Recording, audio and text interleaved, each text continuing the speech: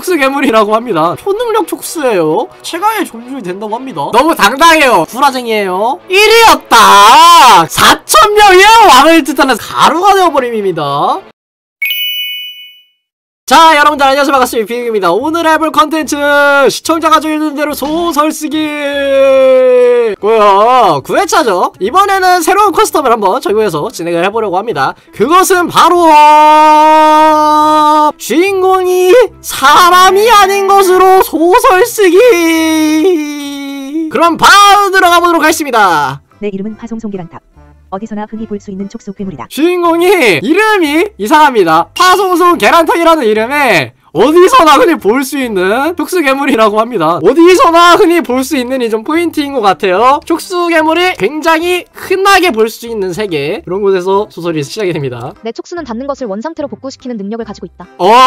이 촉수가 초능력을 또 가지고 있습니다. 초능력 촉수예요. 닿는 것을 원상태로 복구시키는 능력을 가지고 있다고 하는데, 이 원상태로 복구시키는 능력이 과연 무엇이고 어디에 쓰일지 기대를 하면서 다음 종에 들어가 보도록 하겠습니다. 나는 호기심의 촉수로 나를 만졌더니 파송송 계란탁에서 파송송 계란 깨졌다로 진화하였고 촉수 채찍으로 종족 진화하였다. 주인공이 자기 자신을 만집니다. 그랬더니 자기 자신을 매체로 삼아서 능력이 발동이 되면서 이 촉수가 채찍으로 바뀌어버리는 진화를 합니다.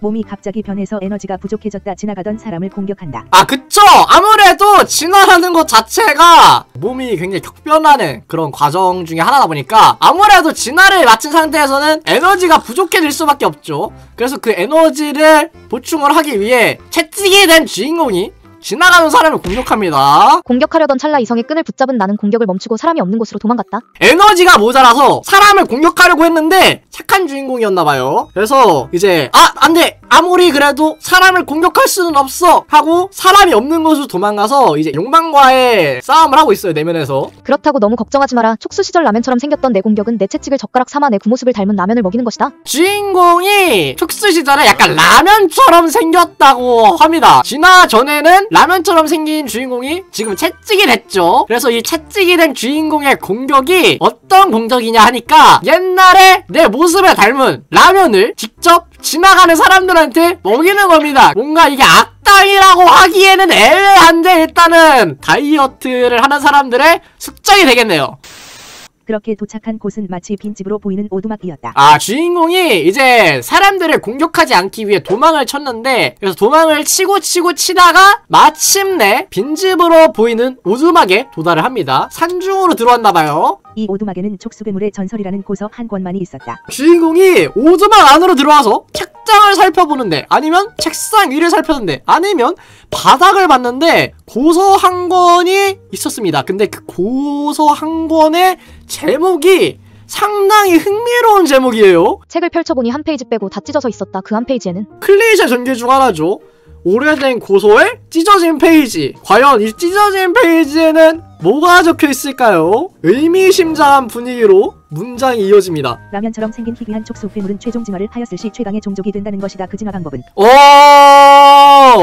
라면처럼 생긴 희귀한 촉수괴물 주인공이죠. 주인공이 최종 진화를 했을 때 최강의 종족이 된다고 합니다. 그 진화 방법은? 진화 방법은 사천왕 중 한 명인 에그 스크램블이 가지고 있는 영겁의 타조화를 섭취하는 것이라고 적혀 있었다. 에그 스크램블이라는 친구는 사천왕을 맡고 있고, 그 사천왕이 가지고 있는 영겁의 타조화를 섭취하면 우리의 파송송 계란탁이 최종 진화를 이룰 수 있다고 적혀 있어요. 소문에 의하면 에그 스크램블은 아주 매운 소스를 좋아한다는데 그것은 사천왕 중 2인자의 자리에 있는 캡사이신에게 가는 것이라고 한다. 그니까 사천왕 중 한 명인 에그 스크램블로부터 영겁의 타조화를 얻으려면은 그 전에 먼저 사천왕 중 2인자인 캡사이신에게 가야 되는, 사천왕끼리 엮여서 결국에는 사천왕 2명을 상대해야 되는 상황이 주인공에게 발생을 하죠. 좋습니다. 나는 결심했다. 모든 사천왕을 쓰러뜨리고 최강의 존재가 되겠어. 주인공이 큰 뜻을 품습니다. 모든 사천왕을 쓰러뜨리고 최강의 존재가 될 거라고 다짐을 합니다. 아주 장한 뜻을 품었어요. 우선 나는 사천왕을 쓰러뜨리기 위해 무기를 얻으러 던전으로 향했다.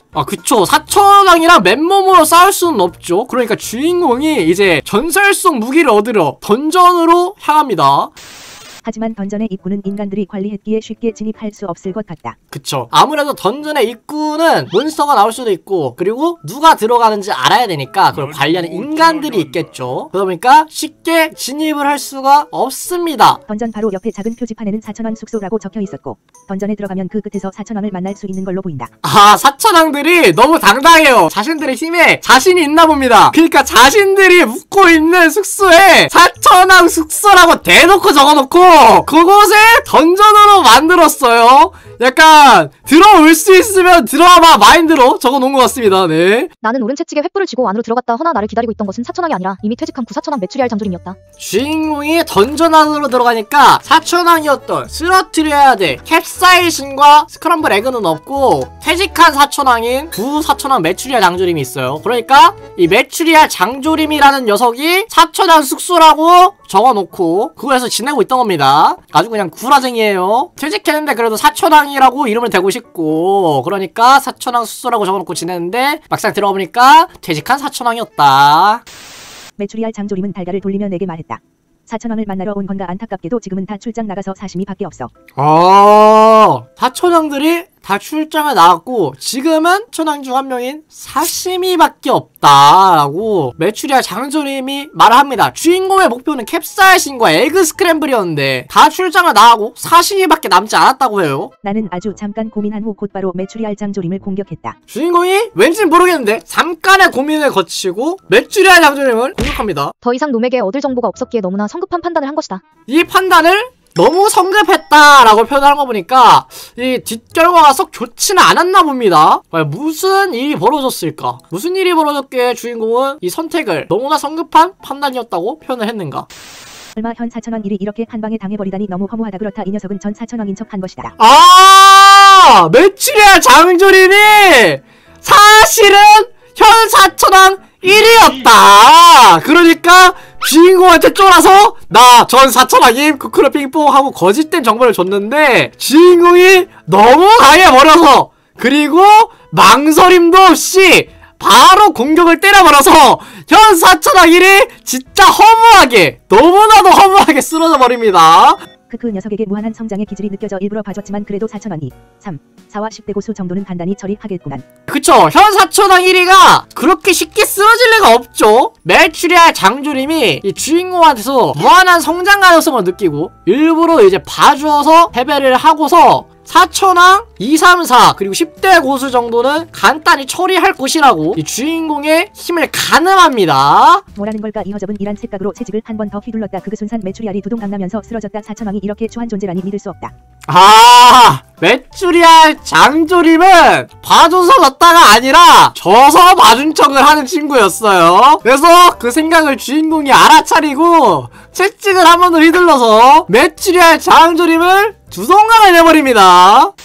그러더니 사천왕 숙소 바닥이 갈라지며 숨겨진 길이 나왔다. 사천왕 1위였던 메추리알 장조림을 쓰러뜨리니까 사천왕 숙소 바닥이 갈라지면서 숨겨진 길이 등장합니다. 그곳에는 마왕성과 이어진 비밀의 길이었고 나는 다른 사천왕이 지나가는 것을 기다렸다. 사천왕 숙소의 바닥에서 새로 나온 길은 마왕성과 이어진 비밀의 길이었고 그리고 다른 사천왕이 지나가는 것을 기다리면서 주인공이 매복을 합니다. 뚜벅뚜벅 드디어 왔나. 이게 무슨 알고 보니 사천왕이 아니라 사천왕이었던 것이다. 사천명이라니 과연 내가 감당할 수 있을까?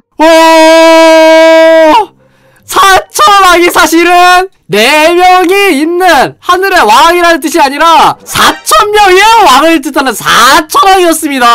과연 주인공은 4천왕을 쓰러뜨리고 승리할 수 있을 것인가? 남은 3,999명 중 한 명이 내게 다가왔다. 다굴은 사천왕 존심이 상하니 나 사천짜장이 상대하도록 하지. 오너라 짜장 오늘도. 남은 사천왕은 3,999명인데 그 중에 가장 상남자스러운 사천짜장이 다가와서 주인공에게 1대1 대결을 신청합니다. 사천왕 1위가 한방인데 다른 잡줄들도 별반 다를 바 없었다. 스쳤을 뿐인데도 사천짜장을 포함한 절반의 사천왕들이 가루가 되었다. 주인공의 힘이 너무 강력합니다. 그쵸? 사천왕 1위였던 메추리알 장조림을 진짜 손 하나 까딱해서 처치한 주인공이 이제 와서 사천왕 중에 한 명인 짜장이랑 싸워서 질 리가 없죠. 별 수고도 안 하고 슬쩍 스치기만 했는데 사천짜장을 포함한 절반의 사천왕들이 가루가 되어버림입니다. 아, 실수했다. 에그 스크램블이 가지고 있던 영겁의 타조알까지 가루가 되어버렸다. 아이고, 주인공이 가루로 만들어버린 절반의 사천왕 중에 하필이면은 에그 스크램블이 있었고, 그 에그 스크램블이 가지고 있던 영겁의 타조알까지 가루가 되어버렸어요. 주인공 스스로 자신의 목표를 부숴버렸습니다. 하, 진짜 기분 촉수 같네. 어쩔 수 없이 이거라도 써야 하나. 메추리알 장조림의 똥빛 메추리알. 주인공이 영겁의 타조알을 대신해서 메추리알 장조림을 쓰러뜨리고 가져온 똥빛 메추리알을 사용하기로 마음을 먹습니다. 그 순간 나의 몸은 빛났고 빛이 사라지자 나의 모습은 마치 현마왕과 같은 모습이 되어 있었다. 오, 주인공이 반짝반짝하고 진화를 합니다. 그랬더니 지금 마왕성에 있는 마왕과 같은 모습이 되어 있어요. 2세대 마왕 그런 느낌인 것 같습니다. 후, 더 강해진 건가? 근데 이 강함을 얻어서 할 수 있는 게 뭐지? 강함이란 게 나에게 그만큼 가치가 있는 건가? 그 순간 마왕도 천사도 아닌 신이라고 밖에 표현할 수 없는 존재가 흐릿하게 지나갔다. 아, 주인공이 마왕의 모습이 되어서 더 강해지고 나서 갑자기 현자 타임에 들어갑니다.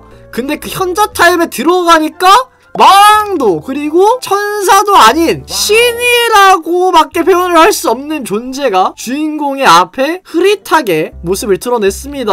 그리고는 마왕 김치가 나타나 함께 신에게 대적하자는 제안을 했다. 주인공과 동일한 모습을 지닌 마왕 김치가 신을 목격한 주인공에게 다가와서 갑자기 우리 저 신에게 대적을 하자라는 제안을 건넵니다. 창조신 후라이드 치킨이 내 눈앞에 나타나 말했다. 내부아이자 10고수 중 2명 민트초코와 하와이안 피자연 녀석들을 물들여버려라. 호불호가 가장 많이 갈린다는 민트초코와 하와이안 피자가 한국인의 소울푸드 김치와 라면을 물들이려고 하고 있습니다. 민트초코 김치, 하와이안 피자 라면이 나오게 될 거고, 이거 물들여지면은 큰일 나거든요.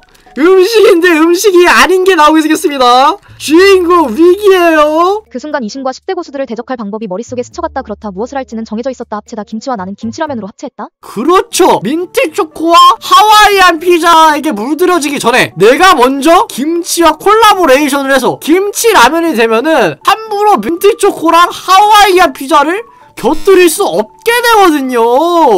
이미 퓨전 음식이 되어버린 것에 더 이상 퓨전을 할 수가 없게 주인공이 김치와 콜라보를 해서 먼저 김치라면이 되어버립니다. 합체가 되자 나의 힘은 끝을 알 수 없도록 강력해졌고 민트초코와 하와이안 피자는 물론 순식간에 후라이드 치킨조차 제압해버렸다. 여러분, 김치라면의 얼큰함이 신이었던 프라이드 치킨조차 제압을 해버렸습니다. 후라이드 치킨은 죽었어 더는 없다. 하지만 우리들의 등에 이 가슴에 하나가 되어 살아갈 것이다. 주인공이 적이었던 후라이드 치킨의 존재를 인정하고 추모하고 있습니다. 주인공의 마음씨가 정말 따뜻해요. 역시 김치라면이라 그런지 국물이 너무 뜨끈합니다. 갑자기 하늘에서 2개의 기둥이 내려와 나를 집어들었다. 주인공이 신인 후라이드 치킨을 처치를 하고 나서 하늘에서 2개의 기둥이 내려오면서 주인공을 집어듭니다. 뭐죠? 승천의식인가요? 주인공이 하늘로 떠올라요? 푸키푸키 키아 감동이네요. 적사씨 내려와서 이것 좀 봐봐요. 뭔가 갑자기 상상도 못한 전기가 튀어나왔습니다. 여러분, 이 2개의 기둥이 내려온 것이 사실은 뭐였다? 그렇다. 이것은 한국의 얼이 담긴 김치 그리고 한국의 기술이 담긴 라면이 만나 작을 이루는 아름다운 이야기였던 것이다. 메데타시. 네, 그렇습니다. 주인공이 결국에는 라면과 함께 잡아먹히는 인간의 시점이 아닌 라면과 김치의 시점에서 만들어진 그런 이야기였다. 우리가 라면을 김치에 싸먹을 때는 진짜 별 생각 없이 라면이랑 김치랑 서로 딱 짜서 먹잖아. 근데 이게 또 음식의 관점에서 봤을 때는 이런 고난과 역경 그리고 서사가 담겨있는 일들이었구나. 앞으로는 김치를 라면에 싸먹을 때는 항상 라면과 김치에게 감사한 마음을 가지고 먹도록 합시다. 자, 그러면은 오늘 컨텐츠 여기서 이제 끝이 났고요. 우리 파송송 계란타게 요정도 김치와 만나서 김치라면으로 거듭나면서 끝이 났습니다. 자, 그럼 시청해주셔서 감사했고요. 이상 비둘기였습니다. 모두들 둘마 다음에 만나요.